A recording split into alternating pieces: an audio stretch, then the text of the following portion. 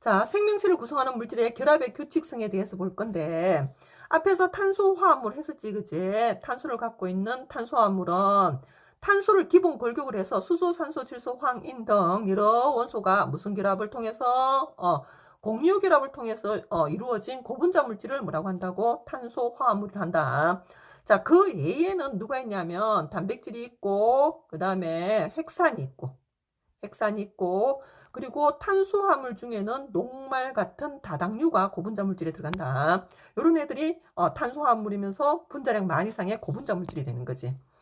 자, 이런 탄수화물은 생명체를 구성하고 에너지원으로 사용되므로 생명활동에 어떠하다고 중요한 역할을 하고 있기 때문에 우리가 배우게 된다. 자, 탄소화합물의 규칙성인데 탄소는 몇 족 원소로서 14족 원소로서 원자가 전자수가 몇 개라고? 4개야, 4개. 그래서 최대 몇 개의 4개의 다른 원자와 결합이 가능하다는 거지. 됐나? 자, 그리고 탄소는 또 다른 탄소와 결합해서 사슬 모양, 가지 모양, 고리 모양. 자, 사슬 모양은 뭐냐면 요 위에다 적을게. C가 일자로 이렇게 쭉 뻗어서 결합되어 있는 걸 사슬 모양이라 하고, 그 다음에 탄소 C가 이렇게 일자로 뻗어 있다가 옆으로 가지를 뻗어 있는 요렇게 됐나? 뻗은 상태를 가지 모양이라 해. 그리고 고리 모양은 탄소가 이렇게 고리를 형성하고 있으면 말 그대로 고리를 형성하고 있으면 고리 모양이라 한다. 자, 그뿐만 아니라 탄소는 탄소 원자 사이에 무슨 결합? 단일 결합 가능하고요. 이중 결합도 가능하고요. 삼중 결합도 가능하다는 거지. 그러다 보니 다양한 화합물을 만들 수 있는 거지. 자, 그러나 주의할 거는 사중 결합을 형성하지는 못한다. 자, 단일 결합은 탄소와 탄소 사이에 공유 전자성을 한 개 가지는 거지, 그치? 결합선 한 개. 그 다음에 이중결합은 탄소와 탄소 사이에 결합선 2개. 삼중결합은 요렇게 3개를 가지는 거고, 사중결합은 요렇게 4개인데, 요렇게는 형성하지 못한다. 됐나? 자, 탄소가 생명체에서 중요한 역할을 하는 까닭은 탄소는 다른 탄소와 연속적으로 무슨 결합이 가능하다고 공유 결합을 할 수 있고 생명체를 구성하는 복잡하고 다양한 분자를 만드는데 어떠하다고 유리하다는 거지. 됐나? 자, 넘어가기 전에 누구 탄소와 규소의 공통점을 적으세요 하면 뭘 적을 수 있어? 바로 옆에 있지, 그제? 요걸 그대로 적으면 되겠지, 그제? 자, 몇 족 원소다? 줄여서 적자. 둘 다 14족 원소입니다. 그러다 보니까 원자가 전자수가 몇 개가 되고, 4개가 되고, 그래서 최대 다른 원자 몇 개하고, 최대 4개와 결합할 수 있습니다. 라고, 요게, 탄소와 규소의 공통점이 되겠지, 그제?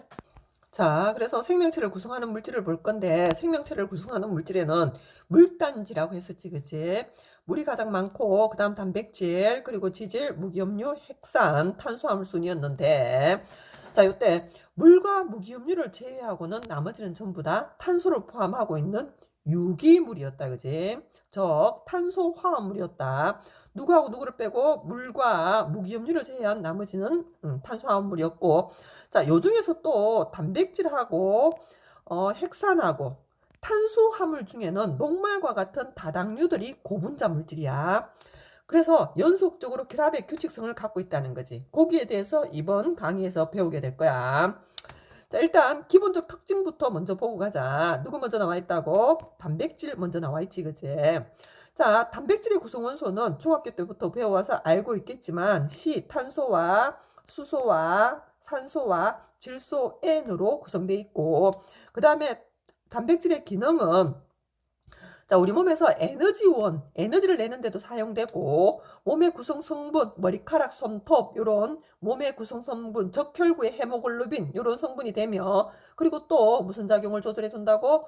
효소와 호르몬의 성분이 되어서 생리작용을 조절해 주고 있다는 거지. 한 번 더 적자.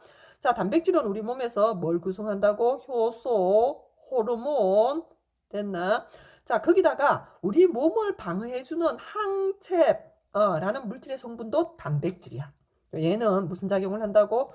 방어작용을 해주는 거지.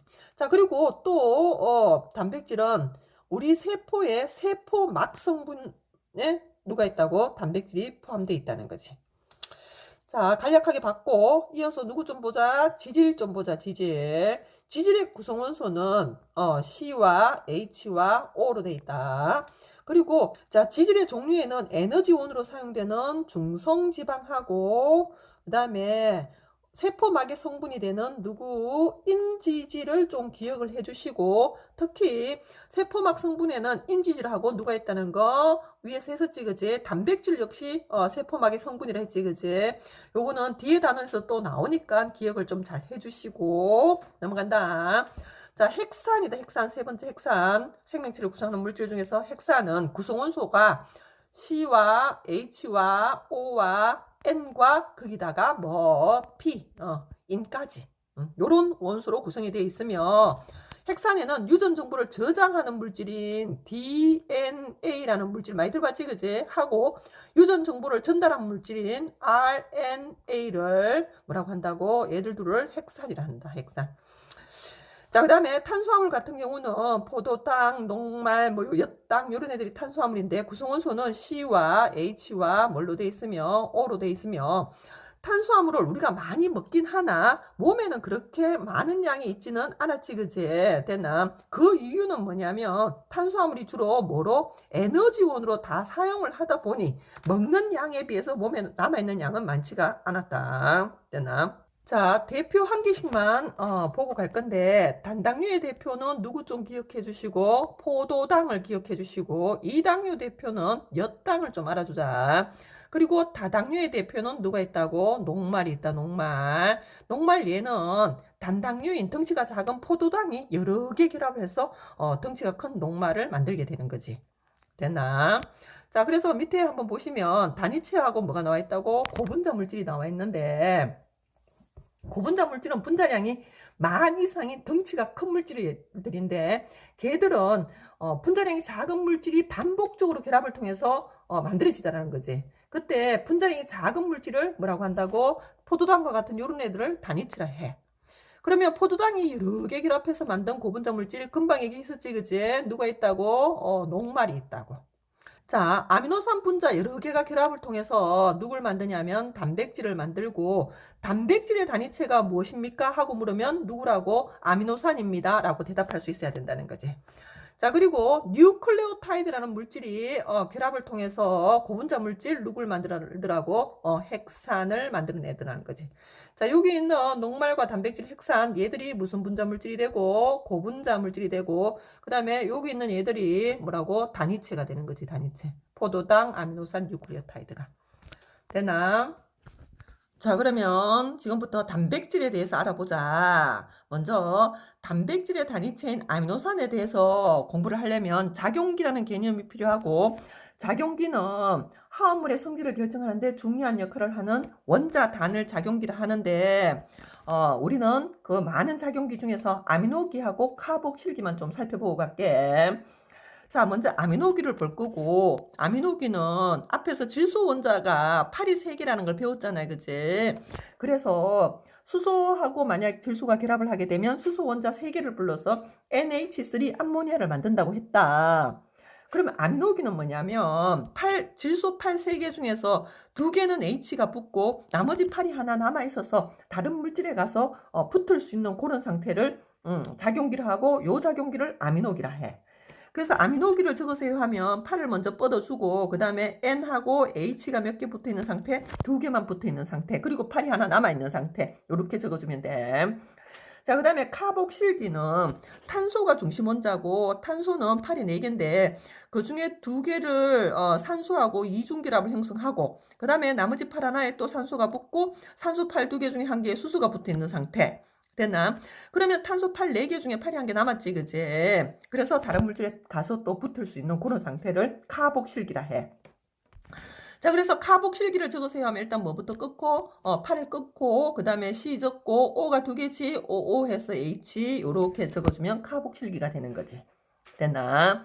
자, 그러면 아미노산으로 돌아가서, 아미노산은 단백질을 구성하는 단위체잖아요. 그치? 단위체. 얘가 몇 종류가 있냐면 한 20종류가 있어. 근데 그 20종류의 모든 아미노산은 누구를 중심으로? 탄소를 중심으로 해서, 탄소는 8이 4개잖아요. 그치? 그 탄소를 중심으로 해서 누가 붙어 있다고? 아미노기, 그리고 금방 배운 복실기, 그 다음에 무슨 원자? 수소 원자가 공통으로 붙어 있고, 그 다음 나머지 팔 하나에 누가 붙어 있다고? 겹사슬이 붙어 있다는 거지. 겹사슬은 문자로 우리 뭐라고 적는다고? R이라 하고, 요 겹사슬 종류에 따라서 아미노산 종류가 달라져서 스물 종류가 나오더라는 거지. 자, 아미노산의 종류는 뭐 종류에 따라서 겹사슬 종류에 따라서 어떻게 되더라고? 달라지더라는 거지.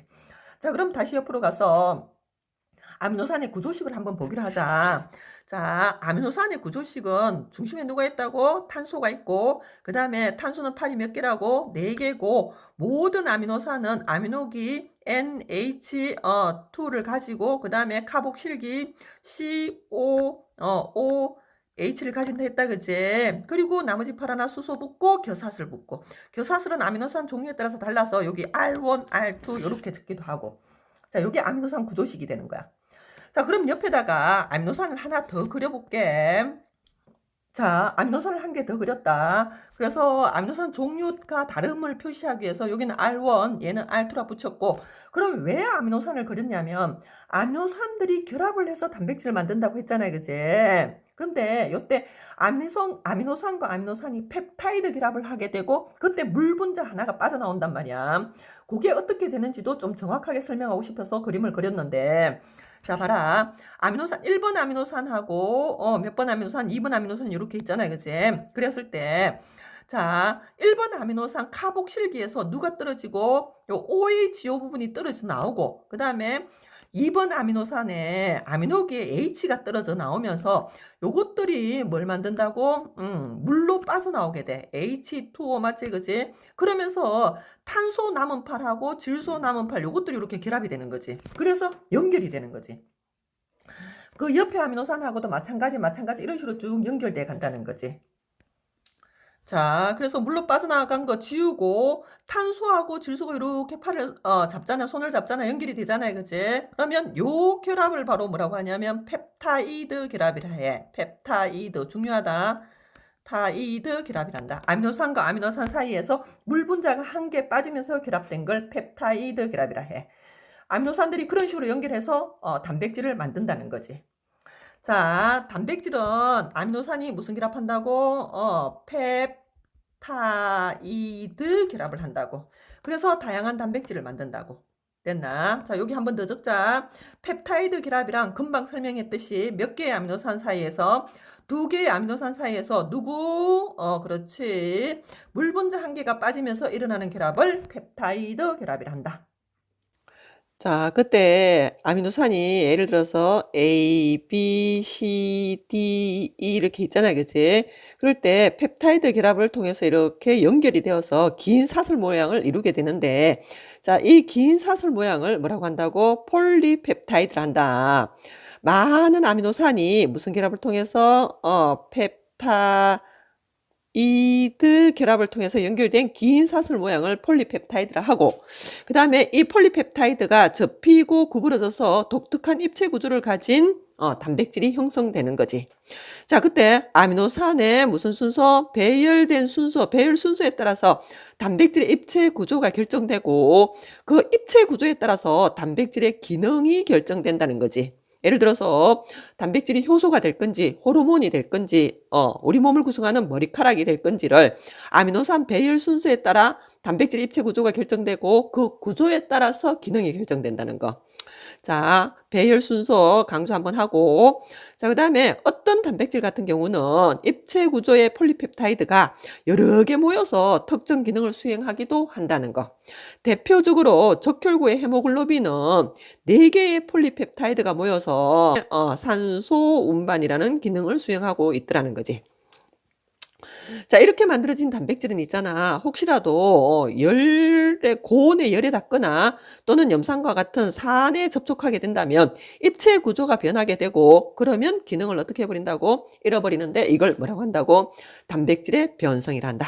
됐나? 자, 마무리로 정리를 좀 하자. 단백질의 종류와 기능인데 아미노산의 종류와 수 및 무슨 순서? 배열 순서에 따라서 단백질에 뭐가 결정난다고? 입체 구조가 결정이 나고 그 입체 구조에 따라서 뭐가 기능이 결정난다는 거. 자, 그래서 다양한 종류의 단백질이 형성되고 그래서 우리 몸의 생명활동 수행이 가능해진다 이렇게 되는 거지. 자, 한 번만 더 정리하자. 아미노산 종류는 몇 가지밖에 없지만 20가지밖에 없지만 아미노산의 배열 순서에 따라서 다른 단백질이 나올 수 있다 보니 생명활동에 필요한 다양한 단백질이 만들어질 수 있다는 거지. 자, 예를 들어서 아미노산 A, B, C, D가 있다 하자. 그러면 아미노산이 펩타이드 결합을 통해서 폴리펩타이드를 형성하잖아요. 그지? 요렇게 했을 때 하고 A, B, D, C가 왔을 때 하고 배열 순서가 아미노산 배열 순서가 달라지잖아요. 그지? 그러면 단백질의 종류가 어떻게 된다고? 달라져서 다양한 종류의 단백질을 만들 수 있게 되더라는 거지. 됐나? 자, 요거 갖고 한 번만 더 얘기를 하자. A, B, D, C 그리고 또 D에 A가 올 수도 있고 또 D가 올 수도 있고 쭉 연결을 해서 긴 폴리펩타이드 사슬을 형성할 수 있게 되는데 자, 요때 질문이 뭐냐에 따라서 정확하게 대답을 할 수 있어야 되는데 아미노산 종류를 물을 수도 있고 그다음에 아미노산의 수를 물을 수도 있고 펩타이드 결합수를 물을 수도 있고 맞나? 자, 그랬을 때 아미노산 종류는 A, B, C, D 몇 종류? 4종류가 사용되었습니다. 아미노산의 수는 한 개 한 개 세야 되지, 그제? 아미노산은 6개가 사용되었습니다. 그 다음에 펩타이드 결합수는 아미노산과 아미노산 사이 결합이니까 몇 개?